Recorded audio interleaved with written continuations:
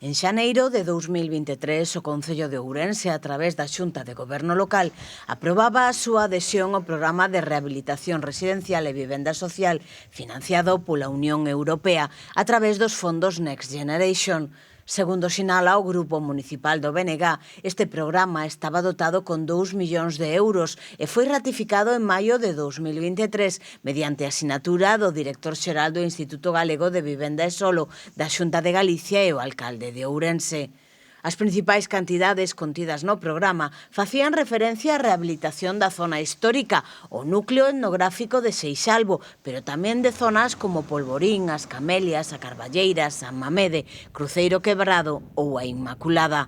O portavoz municipal e candidato do BNG, Luís Seara, denuncia que veñen de coñecer que en maio deste mesmo ano o director xeral do Instituto Galego da Vivenda e Solo asinou unha resolución pola cal acepta a renuncia do Concello de Ourense ás subvencións concedidas no marco deste programa de axudas ás actuacións de rehabilitación a nivel de barrios e inxeridas no Plan de Recuperación, Transformación e Resiliencia financiado pola Unión Europea, tendo que devolverse 1.769.000 euros. Para o Grupo Municipal do BNG, a devolución das axudas por parte do Concello de Ourense revelan a absoluta incompetencia e incapacidade de xestión do goberno local. Desde a formación nacionalista advirten, ademais, que a devolución dos fondos pode implicar unha penalización por parte de Europa á hora de querer captar fondos no futuro polo feito de non saber xestionalos.